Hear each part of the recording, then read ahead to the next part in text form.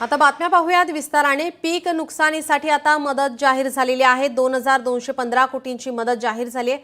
मदत आणि पुनर्वसन विभागाकडून मदत जाहीर करण्यात आली आहे। खरीप 2025 मधील मदतीचा शासन निर्णय जाहीर झालेला आहे। 2215 कोटींची मदत जाहीर करण्यात आली आहे। सरकारकडून अतिवृष्टीने शेती पिकांचं नुकसान झालेल्या शेतकऱ्यांच्या मदतीसाठी शासन निर्णय जाहीर केलेला आहे। शेतपीक नुकसानीसाठी मदत म्हणून 31.64 लाख शेतकऱ्यांना 2215 कोटी मदत मंजूर करण्यात आलेली आहे। पीक नुकसानीसाठी मदत जाहीर।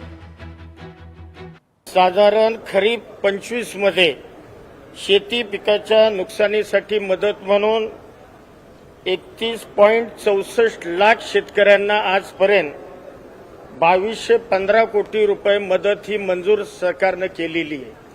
आजच आम्ही त्या ठिकाणी अमरावती विभागाकरता 565 कोटीचा, नागपूर विभागाकरता 23.85 कोटी, पुणे विभागाकरता 14.28 कोटी आणि छत्रपती संभाजीनगर विभागाकरता 721.57 कोटी आणि नाशिक विभागाकरता 13.77 कोटी रुपयाचा जार आजच आम्ही वितरित करतोय।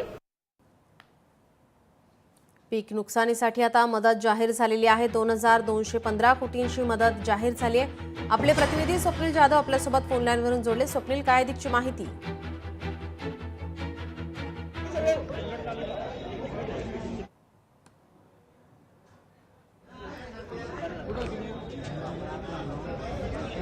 स्वप्नील, माझा आवाज आपल्यापर्यंत पोहोचतोय? हॅलो दिलं जी स्वप्नील, सरकारकडून आता अतिवृष्टीने शेती पिकांचं नुकसान झालेलं आहे, त्या शेतकऱ्यांसाठी आता मदतीसाठी शासन निर्णय जाहीर करण्यात आलेला आहे। नक्कीच हा शासन निर्णय हा शेतकऱ्यांसाठी जाहीर करण्यात आलेला आहे। आतापर्यंत जे जून पासून आतापर्यंत शेतकऱ्यांचं नुकसान झालेलं आहे यावरती खरं तर 2000 कोटींपेक्षा जास्त मदत निधी आहे त्याची तरतूद करण्यात आलेली आहे। हा निधी मंजूर सुद्धा करण्यात आलेला आहे। मात्र जी आर जो पहिला एक काढण्यात आलेला आहे यामध्ये जून ते ऑगस्ट महिन्यासंदर्भातला हा जी आर आहे जो एकूण 1000 कोटी 339 कोटींचा हा खरं तर मदत निधीचा जी आर आहे। आणि आणखी ऑगस्ट नंतर आतापर्यंत सप्टेंबर पर्यंत काही शेतकऱ्यांचं सुद्धा नुकसान झालेलं आहे। त्यामुळे पुढील सुद्धा एकूण निधीची जर तरतूद केलेली आहे यामध्ये 2200 कोटींपेक्षा जास्त निधींची तरतूद आहे ती करण्यात आलेली आहे। लवकरच हा निधी जो आहे शेतकऱ्यांच्या अकाउंटमध्ये वितरित करण्यात येईल आणि ज्या शेतकऱ्यांचं नुकसान झालेलं आहे त्यांना दिलासा देण्यासंदर्भात एक निर्णय जो आहे या राज्य सरकारने घेण्यात आलेला आहे। मात्र अजूनही पंचनामे हे सुरूच आहेत। मात्र तात्काळ निधी जो आहे तो मंजूर झालेला आहे, त्या निधीचा वापर करण्यात यावा अशा प्रकारचे सुद्धा आदेश देण्यात आलेले आहेत। त्यामुळे हा निधी शेतकऱ्यांपर्यंत कधी पोहोचतो हे पाहणं महत्त्वाचं आहे। जी स्वप्नील, तुम्ही आमच्यासोबत जोडलेलेच राहा। आणखीन एका बातमीसाठी आपल्याकडून माहिती अपेक्षित आहे। आपण पाहतोय अतिवृष्टीमुळे शेती पिकांचं मोठं नुकसान झालेलं आहे। शेतकऱ्यांच्या मदतीसाठी आता शासन निर्णय जाहीर झालेला आहे। जून 2025 ते ऑगस्ट 2025 नुकसानीची मदत जाहीर झाली। 1339 कोटी रुपये मदतीचा शासन निर्णय।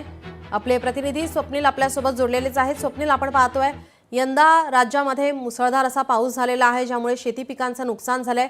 जून 2025 ते ऑगस्ट 2025 एवढ्यापर्यंत जे नुकसान झालेलं आहे त्या संदर्भात सुद्धा आता मदत जाहीर करण्यात आलेली आहे। नक्कीच जे पंचनामे पहिल्या टप्प्यात करण्यात आलेले आहेत जून आणि ऑगस्ट या जून ऑगस्ट महिन्यामधले त्या महिन्यामध्ये जे पंचनामे करण्यात आले आहेत त्यानुसार 1339 कोटींचा जो निधी आहे तो मंजूर करण्यात आलेला आहे। त्यामुळे पहिल्या 2 महिन्यांमध्ये जून जुलै ऑगस्ट या महिन्यांमध्ये ज्या शेतकऱ्यांचं नुकसान झालं त्यांचे पंचनामे झालेले आहेत त्या संदर्भातील हा खरं तर निर्णय आहे।